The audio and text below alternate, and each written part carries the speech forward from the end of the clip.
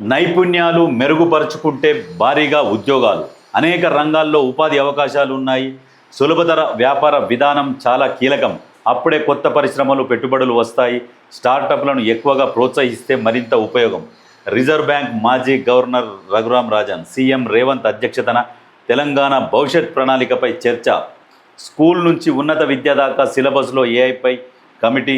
రాజన్ సలహాలు సూచనలు అడిగిన ముఖ్యమంత్రి. రాష్ట్ర అభివృద్ధి ప్రణాళికను వివరించిన బట్టి విక్రమార్క. అనేక రంగాల్లో ఉపాధి అవకాశాలు ఉన్నాయి, కానీ వాటిని మనం ఎట్లా సులభతరంగానే ఉన్నాయి. ఎట్లా అంటే అనేక రంగాలలో ఉన్నాయి, కానీ మనము దృష్టి పెడతలేరు.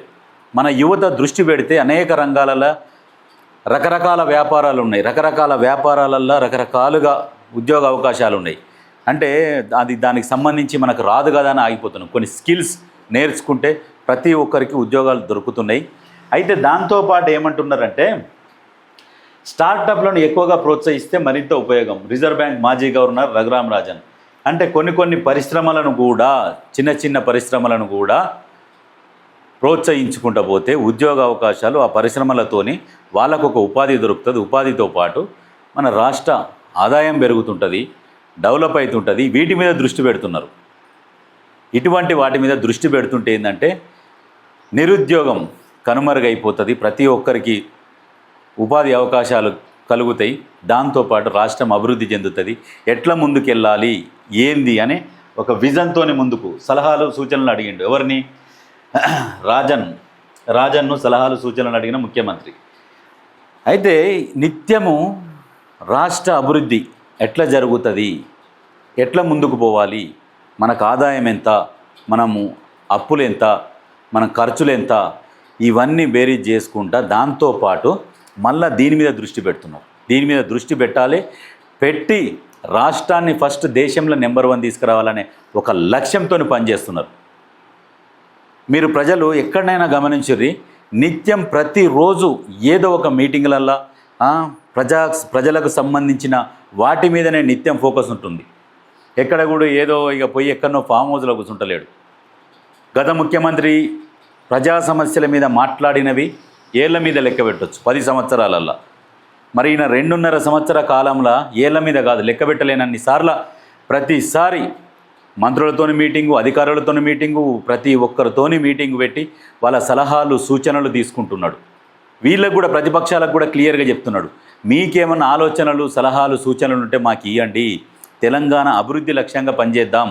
ఎలక్షన్లప్పుడే రాజకీయాలు, మిగతా టైంలో అందరం కలిసి పనిచేద్దాం. రాజకీయంగా ఎటువంటి కక్షలు లేవు అని క్లియర్గా చెప్పిండు. రాజకీయంగా కక్షలు ఉంటే మిమ్మల్ని ఎప్పుడో జైల్లో పెట్టేటోని, నాకు అటువంటి ఆలోచన లేదు, తెలంగాణ అభివృద్ధి లక్ష్యంగా పనిచేస్తున్నామని క్లియర్గా చెప్పిండు. చెప్పినాక కూడా ఈ దొంగలు సిగ్గు లేకుండా స్థానం బురద తల్లుకుంటూ తిరుగుతున్నారు. నేడు హస్తినకు సీఎం. మెట్రో సెకండ్ ఫేజ్పై కేంద్రంతో చర్చలు. పలువురు మంత్రులతో భేటీకి అవకాశం. కేరళం రాజకీయాలపైన ఫోకస్. సీఎం అభ్యర్థి ఎంపికపై అధిష్టానంతో చర్చలు. హస్తినకు ఢిల్లీకి పోతుండు. ఢిల్లీకి ఎందుకు పోతున్నాడు? మెట్రో సెకండ్ ఫేజ్ గురించి. మెట్రో కనుక సెకండ్ ఫేజ్ కనుక స్టార్ట్ అయితే ట్రాఫిక్ తగ్గుతుంది. కొంతమంది గతంలో ఎట్లా చేసిరంటే నార్సింగ్, కోకాపేట్ అక్కడ సైడ్ ఏం చేసిరంటే ఆకాశానికి తలిగే బిల్డింగులు కట్టేసి ట్రాఫిక్ నియంత్రణ లేకుండా, వాటికి నష్టం వచ్చినట్టు పర్మిషను, సెట్ బ్యాక్ లేకుండా, ఏమీ లేకుండా అన్నీ ఒక్కొక్క దాంట్లో 1000 ప్లాట్లు ఉంటే వాళ్ళు ఎక్కడి నుంచి రావాలి, ఎక్కడి నుంచి పోవాలి, ఇంటికో కారు, ఈ రకంగా ఉంటే అది దాన్ని డెవలప్మెంట్ అన్నారు. మన దగ్గర జనాభా ఎక్కువ ఉన్నది కాబట్టి విస్తరించాలి పట్టణాలు. ఉన్న దగ్గర ఎత్తుకు లేపొద్దు. ఎత్తుకు ఎక్కడ లేపుతారు? జనాభా తక్కువ ఉన్న దగ్గర, సిటీ ఉన్న దగ్గర వాళ్ళు ఏం చేస్తారంటే ఎత్తైన బిల్డింగులు కట్టుకుంటారు, ఎక్కువ కనపడాలి అక్కడ. మన దగ్గర జనాలు ఎక్కువ ఉన్నారు కాబట్టి సిటీలను విస్తరించుకుంటూ తీసుకుపోవాలి. అది ఒక విజన్తో, అది ఒక లక్ష్యం, ఒక విజన్ ఉన్న నాయకుడు చేస్తాడు.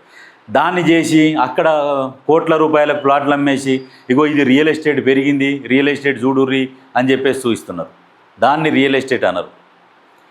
ఎక్కడైనా పేద మధ్యతరగతి వాళ్ళు కనుక ప్లాట్లు కొనుక్కుంటూ అమ్ముకుంటూ వాళ్ళు బాగుపడితే ఆ రియల్ ఎస్టేట్ అంటారు. కానీ ఇక ఉన్నోనికి ఉన్నట్టుగానే ఉండి కోట్ల రూపాయల మధ్యతరగతితో కొనలేడు, ఏం చేయలేడు. ఇక వాళ్ళు చూయించుకుంటేందుకు అందరి ద్రాక్షలాగా అవట్లా పెట్టేసారు. అది కాదు. డెవలప్మెంట్ అనేది ఎక్కడి నుంచి రావాలంటే కింది నుంచి రావాలి. ఉన్నోడు ఉన్నట్టుగానే ఉండి లేనోడు లేనట్టుగానే ఉంటే దాని డెవలప్మెంట్ అన్నారు. అది అవగాహన లేక వాళ్ళు అట్లా పరిపాలించి తెలంగాణ రాష్ట్రాన్ని ఆగం చేసిరు.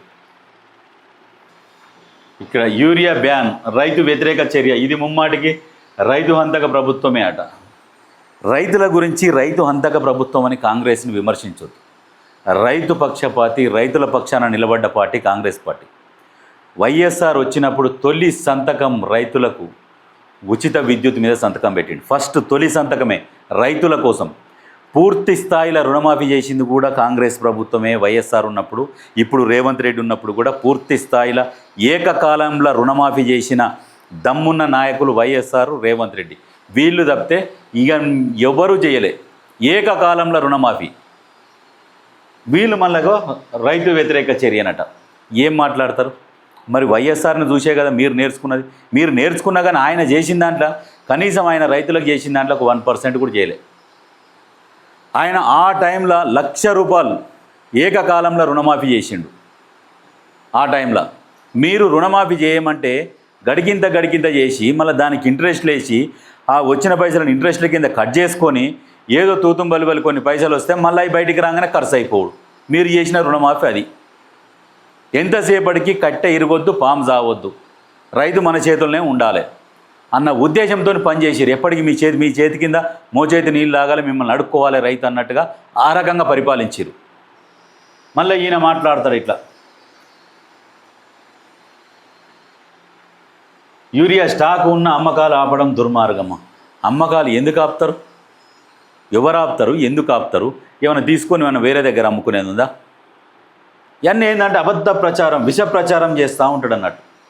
హరీష్ రావు మాటలు నమ్మడానికి అసలు ఏ ఒక్క 1% కూడా ఉండదు. నమ్మడానికి అసలు అవకాశమే లేదు.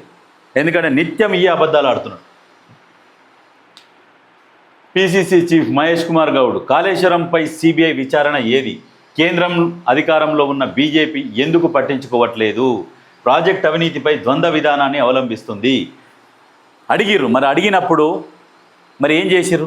మాకు చెప్పండి, 48 గంటలలో మేము అరెస్ట్ చేసి చూపిస్తామన్న కిషన్ రెడ్డి మరి ఎక్కడ దాక్కున్నాడు? దీనికి సమాధానం చెప్పాలి.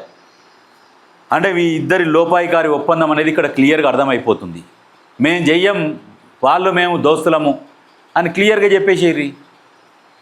కలిసే పోటీ చేస్తాం, ఇక రాజకీయాలలో కూడా ఇద్దరం కలిసే ఉంటాం.